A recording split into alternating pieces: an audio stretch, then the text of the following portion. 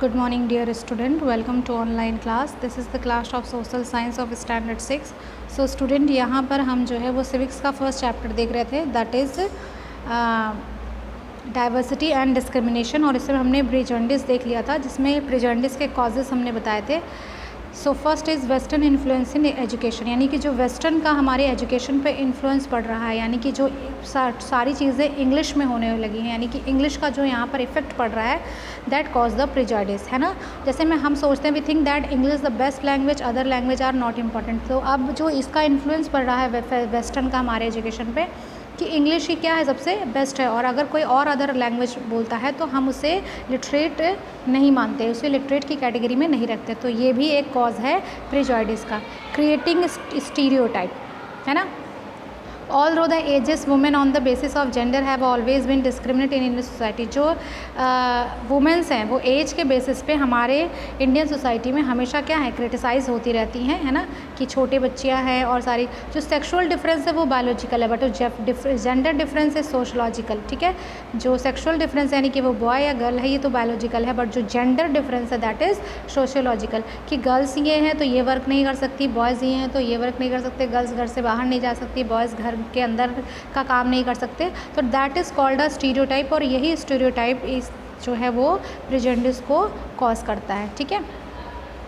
सो इस तरह से जो हमारे सोसाइटी में ये सारी चीज़ें हैं कि गर्ल्स को ये करना चाहिए और ये नहीं करना चाहिए, और बॉयज़ को ये करना चाहिए, ये नहीं करना चाहिए, हम एक फ़िक्स्ड क्राइटेरिया फ़िक्स कर देते हैं जेंडर को बेसिस रख कर कि इस जेंडर के लोग यही सारी चीज़ें करते थे. तो ये भी एक क्या है, कॉज है प्रेजुडिस का. नेक्स्ट है इनइक्वालिटी एंड डिस्क्रिमिनेशन. जब आप डिस्क्रिमिनेशन करेंगे तो वहाँ पर अनइक्वालिटी अपने आप आ जाएगी. जब आप कहीं पर इक्वालिटी नहीं रखेंगे तो भी एक क्या है, कॉज है प्रेजुडिस का. ठीक है, प्रेजुडिस का. तो discrimination is a situation in which a group of individual is treated unfavourably based on prejudice, यानी कि आप पक्षपात के आधार पर, यानी कि जैसे भेदभाव कर रहे हैं, तो उसमें अगर आपने देखा कि अपने ग्रुप का साथ दे रहे हो, दूसरे ग्रुप का साथ नहीं दे रहे, या कभी कभी आपने देखा होगा कि अगर आपके भाई बहन हैं वो गलत भी हैं तो आप उन्हीं का साथ दोगे क्योंकि वो आपके भाई बहन हैं. तो ये भी क्या करता है, प्रेजुडिस को कॉज करता है. नेक्स्ट है रिलीजन एंड लैंग्वेज. ये बहुत बड़ा कॉज है प्रेजुडिस का, रिलीजन के आधार पर और लैंग्वेजेस के आधार पर, यानी कि धर्म, अलग अलग धर्म के लोग यहाँ पर रहते हैं तो उनके अलग अलग चीज़ें होती हैं, कि कोई किसी को कुछ मानता है, कोई किसी को कुछ मानता है, तो सबको लगता है कि हमारा जो है वही सारा चीज़ सही है. ठीक है ना. तो ये भी क्या करता है, प्रेजुडिस को कॉज करता है. रेशियल डिस्क्रिमिनेशन, जो कहते हैं ना कि some ignorance general social forces and apathy form two principal reason for the rise of prejudice and discrimination. यानी कि अगर आपने देखा कि जो फर्स्ट आ रहा है, जिसके ज़्यादा मार्क्स है, वही क्या है, सक्सेसफुल है, वही क्या है, इंटेलिजेंट है. नॉलेज से मतलब नहीं होता है कि आपके परसेंटेज ज़्यादा आए तो एक रेस जैसी चल रही है.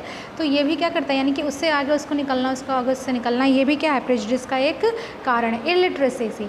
ठीक है. स्वामी विवेकानंद ने कहा था, education is the manifestation of the power that is already in man. जो एजुकेशन होती है वो पावर होती है मैन की, जो उसके अंदर ऑलरेडी होती है. ठीक है. एजुकेशन से ही आप चीज़ों को चेंज कर सकते हैं. Education give fullness to man by insuring his mental and intellectual growth. आप एजुकेशन से ही अपनी मेंटल और बाकी सारी फील्ड को भी क्या कर सकते हो, ग्रो कर सकते हो. ठीक है.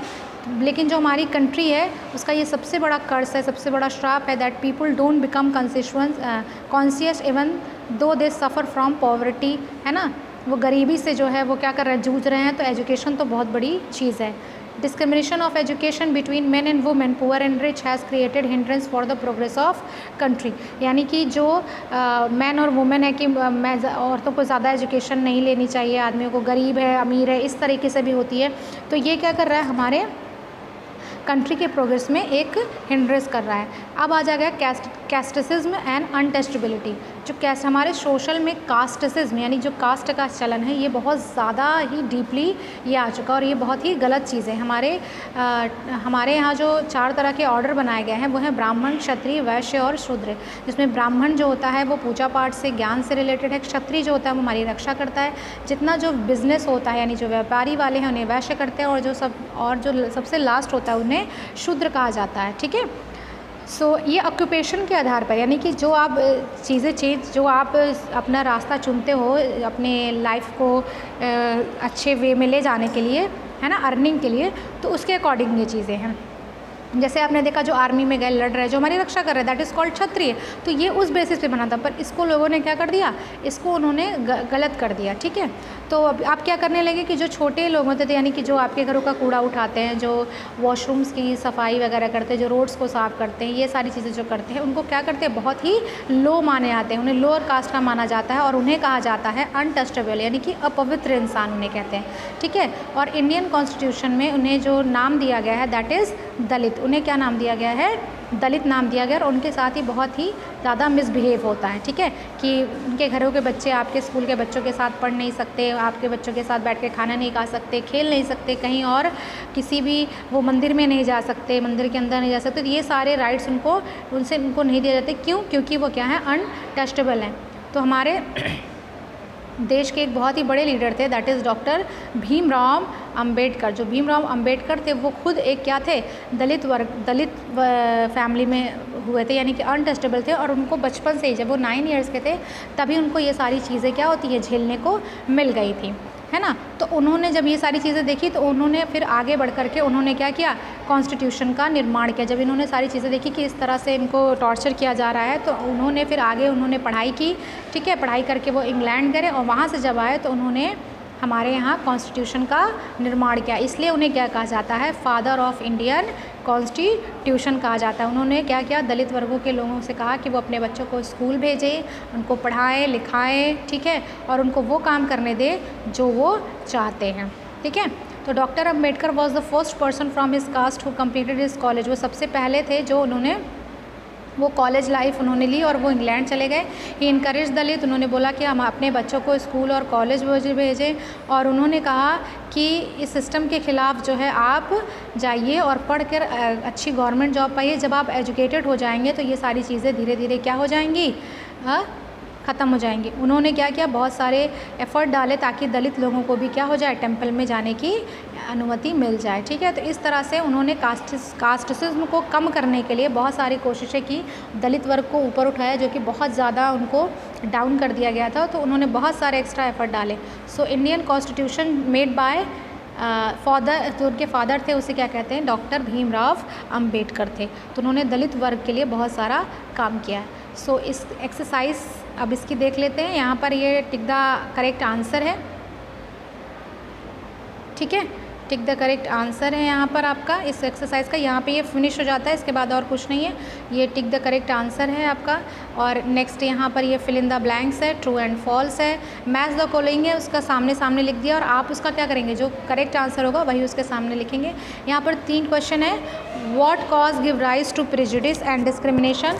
नेक्स्ट है mention the step taken against untouchability by doctor Ambedkar, और distinguish between prejudice and discrimination. So यहाँ पर ये फर्स्ट आंसर है, what the cause of prejudice. देखिए मैंने यहाँ पर टिक लगाया हुआ है, ठीक है, वहाँ से स्टार्ट है और ये ख़त्म है, और ये यहाँ से स्टार्ट होगा और जहाँ तक टिक लगा हुआ है वहाँ तक है। ये नंबर 1 है, इसी नंबर 1 का है कॉज ऑफ डिस्क्रिमिनेशन। 2 पूछा था तो इसके भी ये तीनों आप लिखेंगे। फिर ये है क्वेश्चन नंबर 2, देखिए यहाँ पर टिक भी लगा हुआ है क्वेश्चन नंबर 2 पे, कि यहाँ से है और यहाँ पर है। ही की जगह आप क्या लिखेंगे, डॉक्टर भीमराव अंबेडकर। यहाँ पर ही की जगह आप पूरा ये नाम लिख देंगे। फिर क्वेश्चन नंबर 3 है कि आपको बताना है प्रिजुडिस और डिस्क्रिमिनेशन में आपको डिफरेंस बताना है। तो आप इस तरह से लाइन खींचेंगे और इधर लिखेंगे प्रिजुडिस और इधर लिखेंगे डिस्क्रिमिनेशन, और उसके बाद जो इसके आगे का ये आंसर दिया हुआ है, प्रिजुडिस में यहाँ से यहाँ तक और डिस्क्रिमिनेशन में यहाँ से यहाँ तक लिखेंगे, और ये आपका एक्सरसाइज कंप्लीट हो गया। सो नेक्स्ट क्लास में हम नेक्स्ट चैप्टर के साथ मिलेंगे।